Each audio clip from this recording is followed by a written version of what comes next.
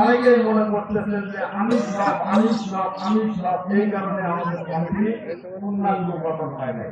আমি আপনাদের কাছে উদাত্ত আহ্বান জানাই, এই যে ঈদগাহ মাঠে আপনারা আসলেন, বিভিন্ন মহল্লার মসজিদ থেকে এসেছেন, কয়েকজন মসজিদ কমিটির লোক যারা এই ঈদগাহ মাঠ দেখভাল করে তাদের সাথে যোগাযোগ রেখেছেন, নিজেকে প্রশ্ন ভিডিও এখন স্লো হয়ে যায়। আমরা কিন্তু দায়িত্ব পালন করতে চাই না, কিন্তু সমালোচনা করতে চাই। হুজুরের সামনে আমার এই কথাগুলো বলা ঠিক হবে না, যেহেতু হাদিসের কথা মুক্তিবিহীন বলা ঠিক না। তবে আমরা আলেম ওলামার কাছ থেকে যে বিষয়গুলো জেনেছি, যে আমরা এক মাস নিয়ম পালন করেছি, এই পুরস্কার আল্লাহ পাক নির্ধারণ করেছেন। কারা কারা এই পুরস্কার থেকে বঞ্চিত হবে?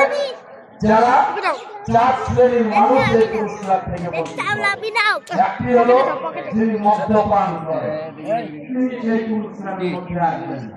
যিনি পিতা মাতার সাথে খারাপ ব্যবহার করে, তিনি এই পুরস্কারের মধ্যে আসবেন না। যিনি আত্মীয়র সাথে সম্পর্ক ছিন্ন করে, তিনি